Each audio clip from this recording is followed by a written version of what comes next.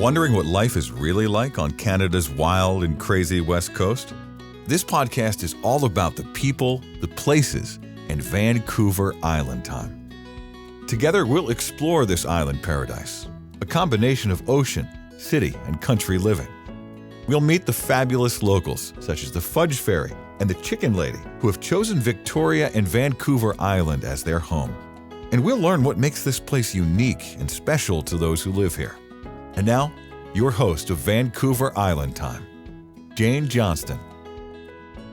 Hi everybody, it's Jane Johnston with the Briar Hill Group at Remax Camosun. I'm here with Charlotte Salomon. We're going to be talking about her area where she lives, which is Oak Bay, and we're on the ocean here. It's absolutely gorgeous. We'll show you some pictures. And then we're going to be talking about her area of practice, which is in law. So Charlotte, how long have you lived in Oak Bay? I've probably lived in Oak Bay since about 1995, and I chose to live in Oak Bay because I feel that while it's so close to downtown, it really has the best that Victoria has to offer. And you know that because of just this beautiful surroundings we have, being near the water, and the walkability is just amazing. It also is kind of like its own community. Would you agree? I think it is. I've had visitors coming here from other parts of Canada, and they're walking on Beach Drive, and they say to me, it's very strange here. Everyone says hello, and everyone says good morning, and if you don't, people look at you funny. So it is unique in that way. So I've heard that the mayor of Oak Bay actually welcomes you when you move into your new home. Is that true? Yes, we've had several homes in Oak Bay, and each time we get a knock on the door and the mayor is there, whoever the mayor is at the time. I think we're on our third mayor since we've been living in Oak Bay. What about things to do with the family in this area? So when the children were little, there was a lot to do in that. There's a lot of playgrounds. There's a lot of great beaches. Willows Beach is fantastic. It's just around the corner. And last weekend, of course, we had the Oak Bay Tea Party. What is that exactly? That is a giant midway that is constructed right on our beach, and it's amazing how quickly they take it up and then take it down, and the kids love it. There's tons of rides, there's an area of play, there's an area for games, and of course tons of food and a stage where there's performances. There's also the parade, right? Yes, the Oak Bay Tea Party Parade runs in the morning, 10 a.m. on the Saturday of the Oak Bay Tea Party, and everyone gets involved, and the children love it because they get candy thrown at them. And I think there actually is a tea party on Oak Bay Avenue. Yes, there is, and I think there also are interesting things like bathtub races and everything else you can only find here. I do find we have a variety of ages of people who live here. So obviously with the tea party, we're catering to a younger crowd. There's also schools in the area. There are lots of schools in the area. Right now we can hear the children playing at the Glen Lyon Norfolk School just down the corner. And the other school where our children went is a St. Michael's University School, and that is just in South Oak Bay, which would be pretty much a short 4 to 5 minute drive from here. Right. And then there's also public schools. So there's French immersion in Willows, as well as Vic High, I guess, and Oak Bay High. Oak Bay High is a brand new school now. They just finished the construction of it, and it looks amazing. There's a lot of community events there, including a community theater.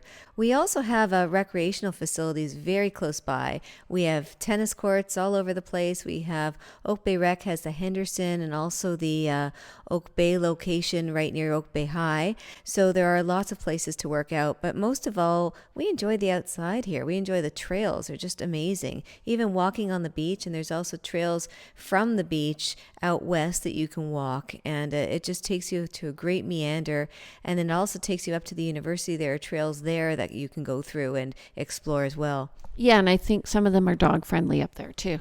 Yes, there is a dog running park actually just off Cedar Hill Cross Road in Oak Bay, and we see a lot of our friends take their dogs there. So one of the things I think maybe people should be aware of is if they're visiting Victoria, they can come along Dallas Road, which turns into Beach Drive. What do you think about that drive? I think that drive is amazing. It's just so beautiful and magnificent to watch the ocean and the mountains. And going through the Victoria Golf Course is a treat too. That's one thing we really like about living here is that we are close to the Victoria Golf Course. We're members there. We're also close to the Oak Bay Marina. We go there quite a bit. It's a beautiful facility there and some lovely seals for the kids to watch. And also near Estevan Village and several things in between. Yeah, so you can drive right along the coastline. You'll see all of the U.S. mountains that surround us, the Cascades and Olympic Mountain Range. And then what about the kite surfing too? Yes, there's lots of kite surfers out on Willows Beach and then full view of Mount Baker, which is another beautiful mountain. We also see Mount Rainier, and on a clear day you could see it, not today because it's foggy. But yeah, it's just an amazing array of nature that's around us. And the wildlife too is amazing here. We get hummingbirds. There's herons all the time. Right now I think we're looking at about 20 geese outside as the tide is out, and other different type of bird species, and the eagles are just majestic. They all seem to live around here, and they stare at my indoor cats quite a bit. Actually, apparently there was an eagle's nest found, and they found cat collars, about 15 cat collars. So yeah, it's a good idea to be aware. Something to think about if you're moving out here with your pets. So what about in terms of places to eat? Because I love some of the restaurants in Estevan Village, which is really close by. Yes, Estevan Village has some amazing restaurants for brunch. What I really like, though, is Vis-a-Vis on Oak Bay Avenue is fabulous if you can get in. It's just the atmosphere is there, even just to sit by the bar and get wine by the glass or by the ounce.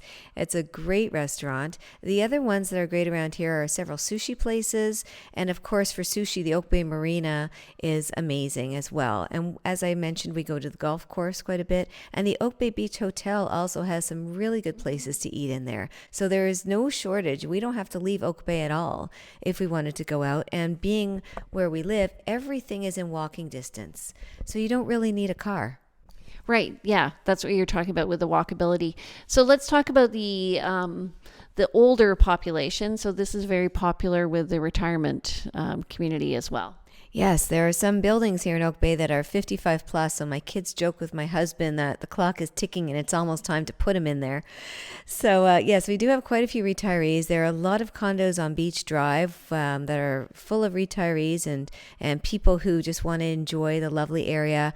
And the one thing that makes it perfect for retirees here is just the safety of it. We're a community, you know your neighbors here, and you can walk anywhere in Oak Bay. You're totally safe. We have a police force of our own that is very bored, which is a good thing, and they're always driving around the community waving at people. So I think it's a fabulous place to retire. You also have your own firefighting community. Yes, we do. We have the Oak Bay Fire Hall, which is the original fire hall for several decades, actually. So it's very close by. And in the hospital, the Royal Jubilee Hospital is also very close, so it is convenient if needed. Right, which specializes, I think, in cancer. Is that right? Yes, the cancer center is right there. And heart. Yes, it does. But the pediatrics is not necessarily that hospital. It's the one that's further north. Right, the VGH one. So what about, you live in a fabulous location here. You're on the water, and I'm seeing a view of the Oak Bay Marina. What about sailing in this community? Oh, the sailing community is really great, especially when the winds pick up, we can see it. Most of the sailing that we see is a little off to the distance. We are pretty sheltered in our bay over here, and the boats that we're looking at the Oak Bay Marina are parked and they don't really go too far. They're anchored right now, all of these boats, of course. And for sailing, it's more off Willows Beach. It's more to the east of us. We are directly south facing. And as I said, we don't see too much of the sailboats. Yeah, so one of the benefits of living in this bay, Oak Bay, is the fact that you are quite sheltered. So you find it gets windy out further? It does get windy in some areas, especially around the Victoria Golf Course. For us here, we are sheltered. So we have paddle boards, kayaks, etc. We have a whole room of them. And we can go out basically anytime all year round and be quite sheltered here. Do you find that there's, in Oak Bay, there's a lot of pride of ownership in the housing? I think that a house here, no matter how small, you can see the pride in how they keep up their garden. It's just amazing. And just, houses are well taken care of here. People really do care about, how their community looks.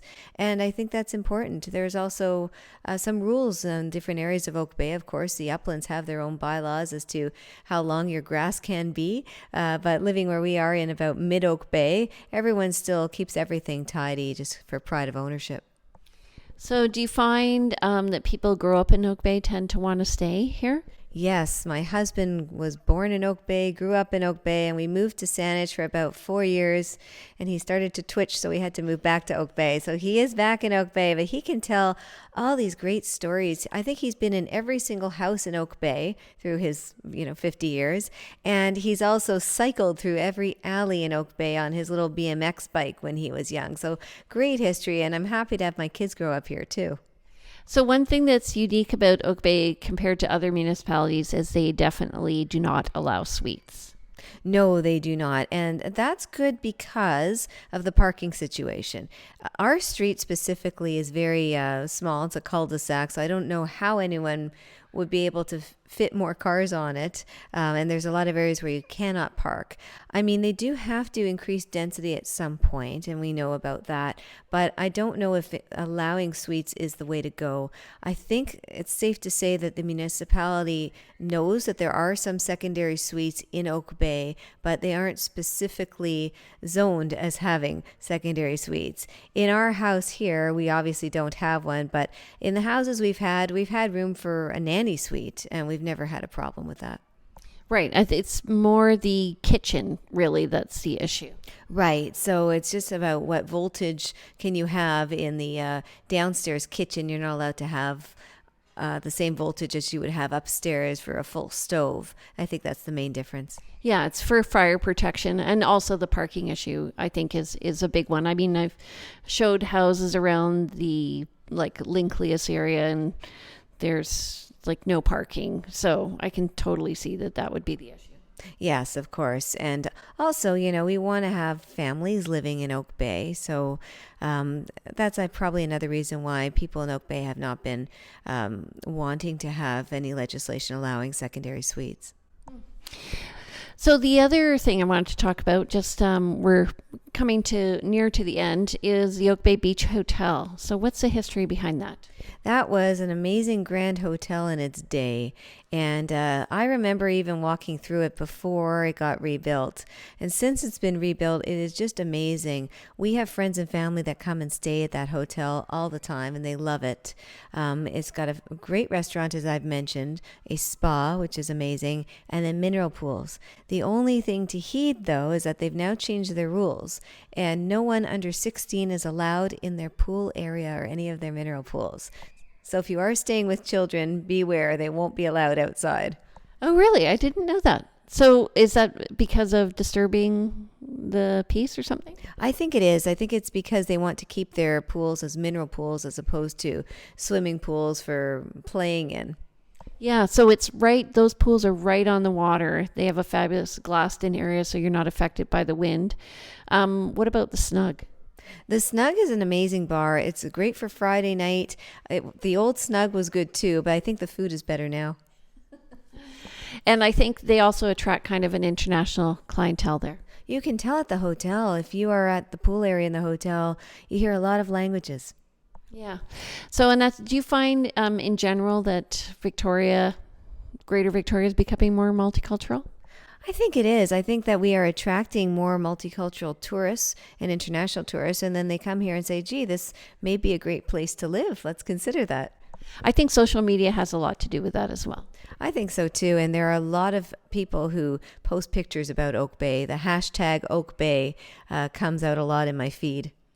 Okay, so if you want more information about the Oak Bay area, you can contact me. I'm Jane Johnston with the Briar Hill Group at Remax Camosun. But stay tuned because we're going to be back with Charlotte. We're going to be talking about her area of expertise, which is the law. Take care. See you soon. Vancouver Island Time is brought to you by the Briar Hill Group at Remax Camosun, Victoria, where we bring local expertise and global presence to your property. Hi, everybody. everybody, it's Jane Johnson with the Briar Hill Group at Remax Camosun, and I'm back with Charlotte Salomon of McConnon, Beyond, O'Connor, and Peterson Law Corporation. So, first of all, how long have you been practicing law? I've been practicing law for about, close to 25 years. And where did you do your law degree? I did my law degree at the University of Victoria. I had come out from Toronto at the ripe old age of 19 and was happy to go to that amazing law school. And so, what attracted you to come to Victoria? It was the school itself. It was a very small school with small classes, and it had an excellent reputation being one of the top schools in Canada. And what kind of area of law do you study? So my area of law that I practice in now is a combination of wills, estates, estate planning, probate, and also I do quite a bit of real estate, being real estate conveyancing. So what do you find are typical questions people come to you with? Well, with respect to wills and estates planning, the typical question is what to do with the money that they have. And quite often, my clients, it's interesting, people come to Victoria to live.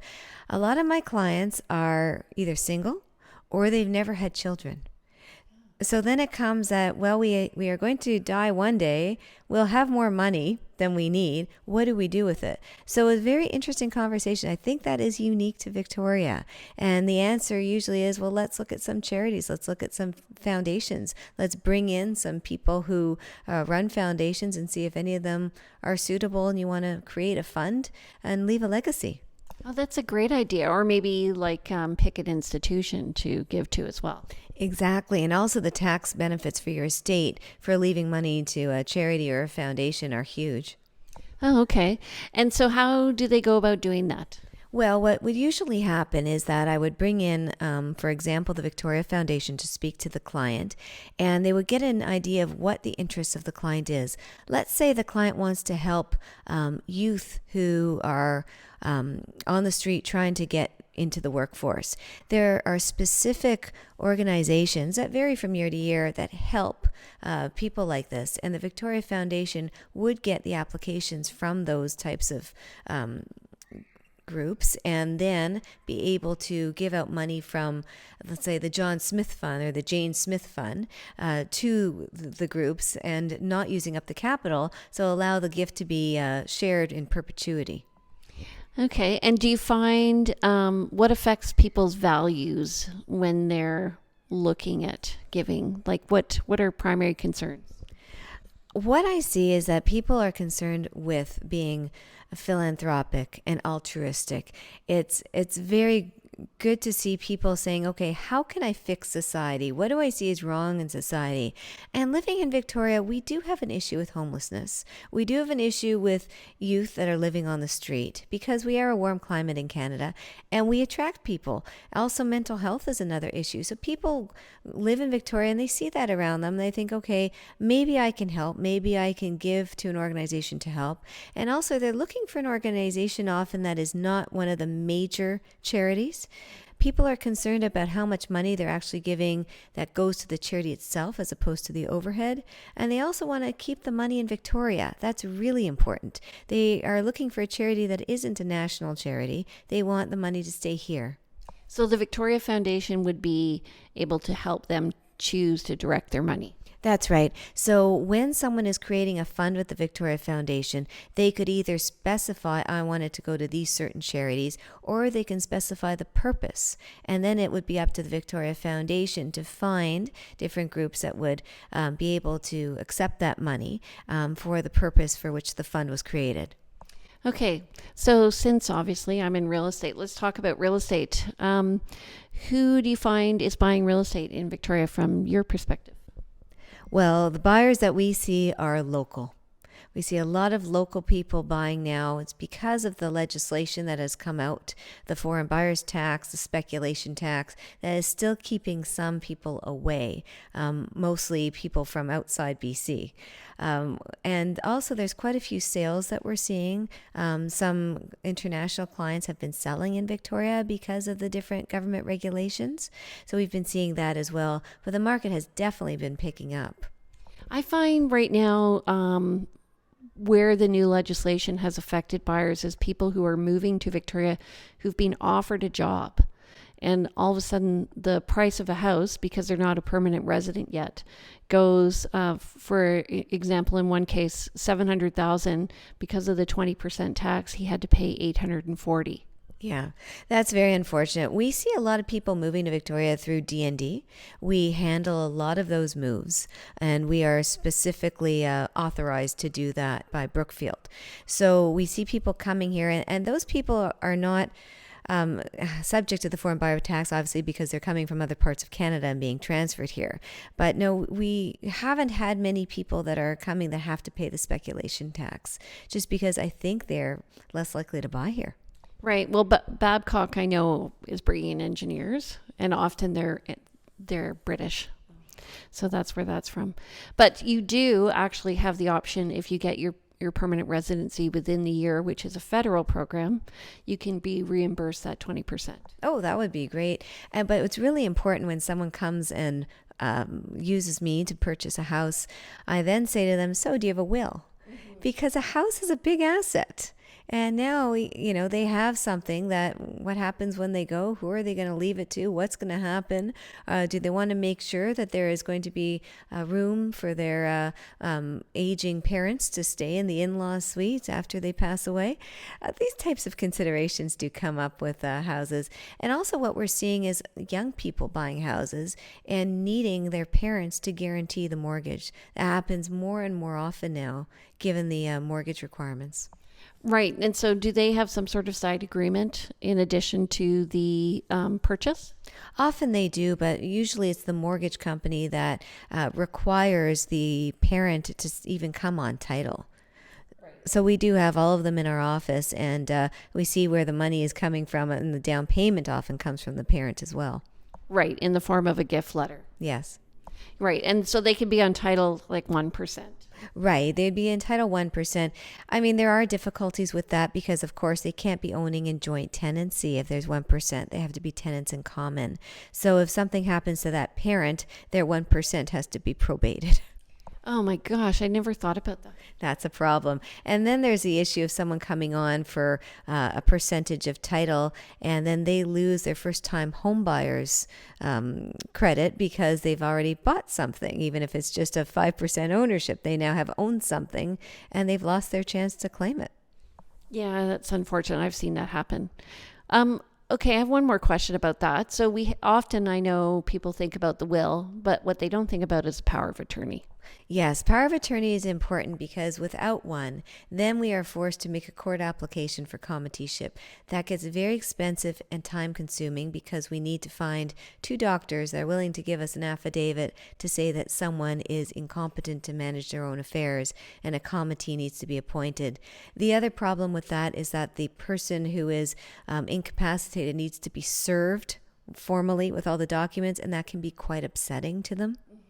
So if we have a power of attorney in place, then all of that is dealt with very easily and very efficiently and inexpensively. Usually at the time someone does their will, they should do a power of attorney, naming someone as their attorney.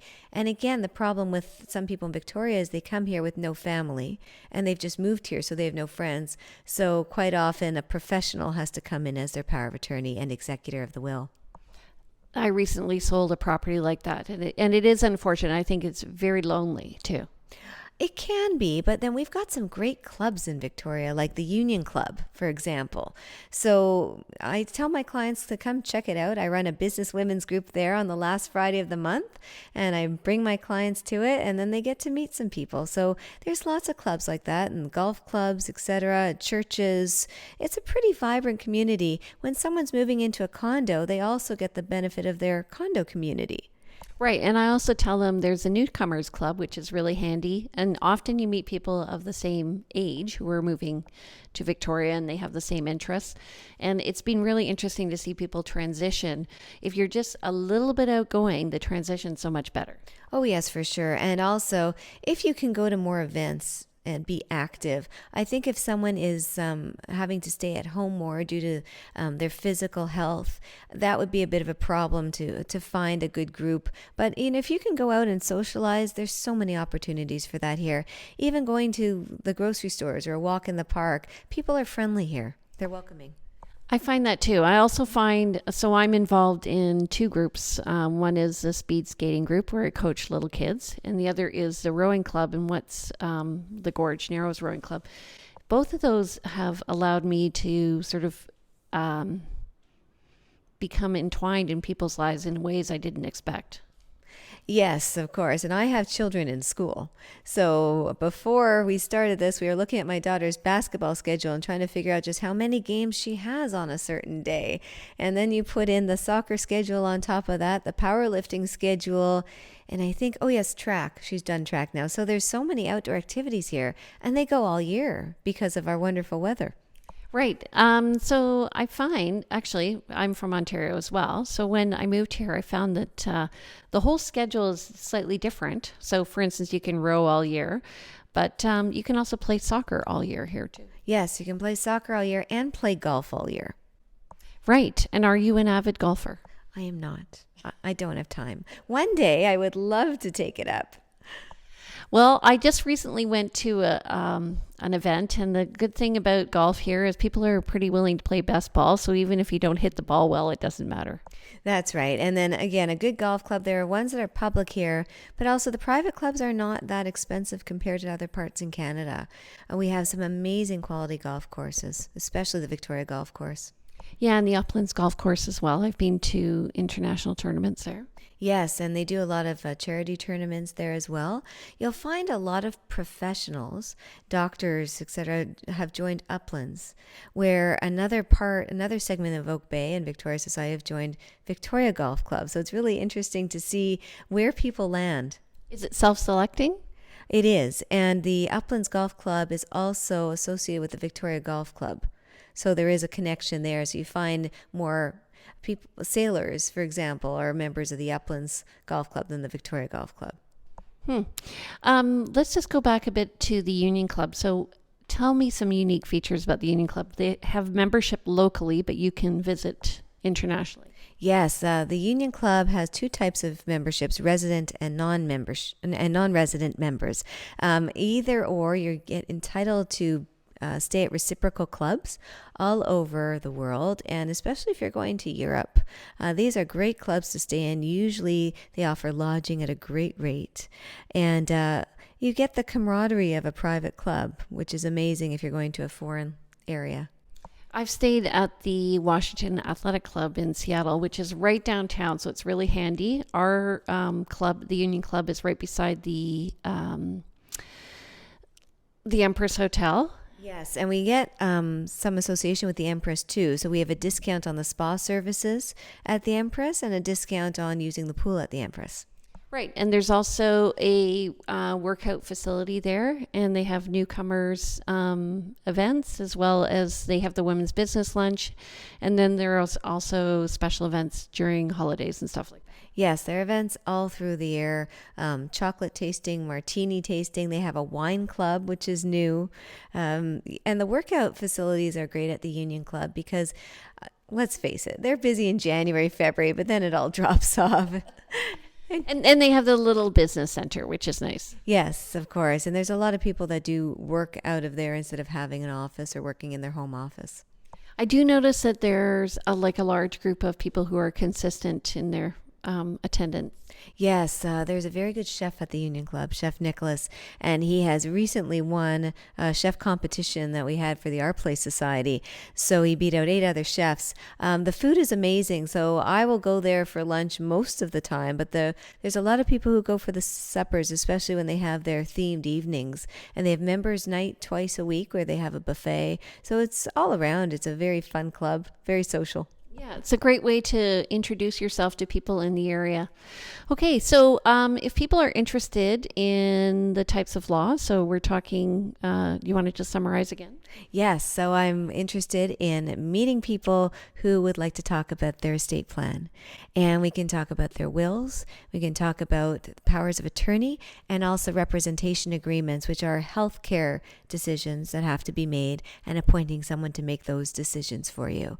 And when I speak to a client, I like to find out their background. I like to find out what their needs are with respect to who they want to receive benefits when they pass away, and also speaking to them to make sure that they have a plan in place so they have enough money to last them, because people are living longer now.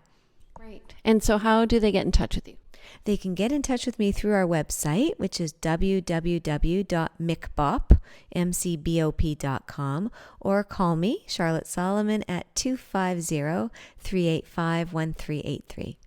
Okay, and if you want more information about the Oak Bay area, you can be in touch with me. I'm Jane Johnston with the Briar Hill Group at RE/MAX Camosun and host of Vancouver Time. Welcome to the neighborhood. Welcome to the neighborhood. We hope you have had some insight into West Coast living. If you know of someone or someplace that should be highlighted in our podcast, we'd love to hear from you. Please go to VancouverIslandTime.com and click on our Connect button. See you next week on Vancouver Island Time with Jane Johnston.